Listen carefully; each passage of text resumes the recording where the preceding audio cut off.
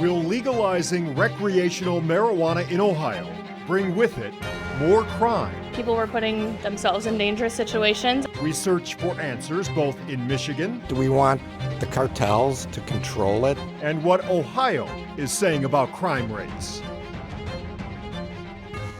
Issue 2 on this year's ballot allows Ohio voters to decide whether or not to make recreational cannabis legal.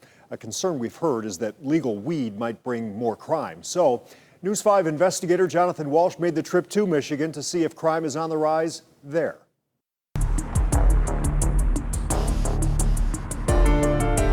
When Michigan legalized recreational cannabis about 5 years ago, some parents were worried, like Stephanie Podolin from Royal Oak. I was troubled by it because I have a 19-year-old. Stephanie tells us she has no issue with adults using legal weed, but underage consumption, which would still be a crime, plays on her mind. I think it's easier for him to get than it was for us. In Hazel Park, Michigan, police tell us with legal recreational use, they have in fact seen more kids with marijuana.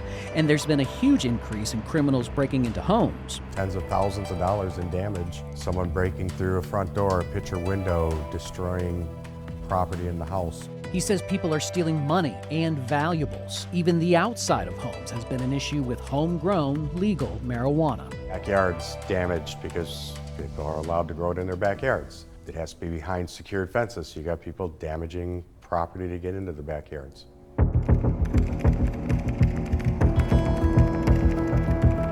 A report by the Journal of Criminal Justice shows in Oregon, after recreational legalization, there were significant increases in not only property crimes, but also in burglaries and car thefts. However, Michigan State Police did not want to go on camera with us, but are quoted saying that an uptick in criminal behaviors has not panned out that way.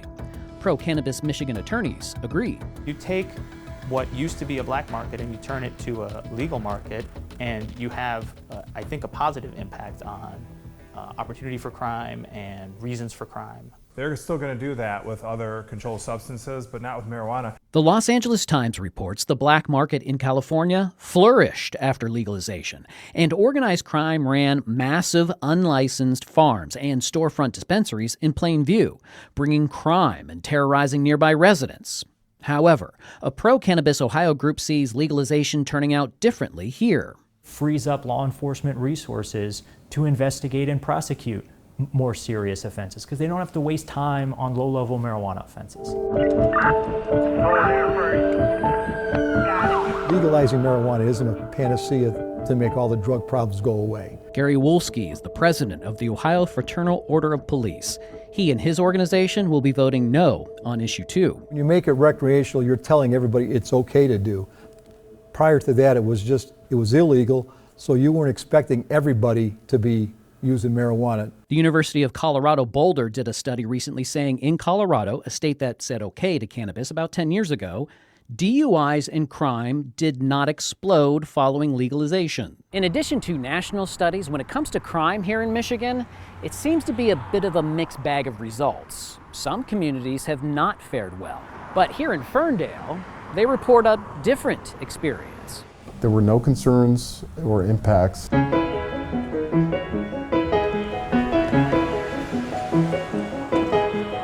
The first impacts of this weren't about EMS runs and weren't about public safety runs. We didn't see an uptick in criminal activity, and we still haven't. When it comes to violent crimes, the Cato Institute came out with a recent report in 2021 that says it decreased in Maine and Nevada. In Alaska and Massachusetts, though, violent crimes increased.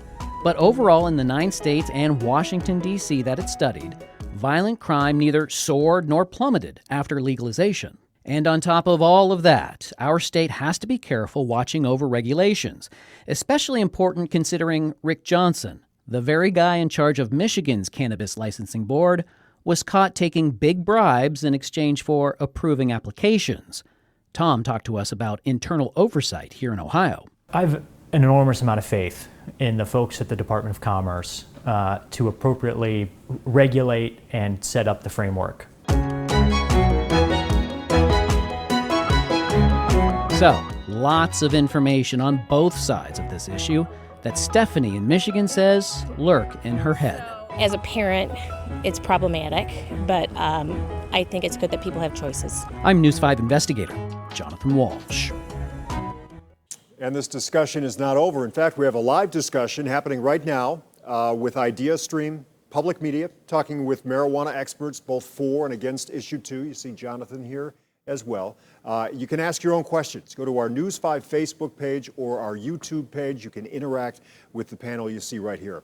And you can check out all of our stories on legal recreational marijuana in the continuing coverage section of our website. It's all designed to give you what you need to make an informed decision at the polls.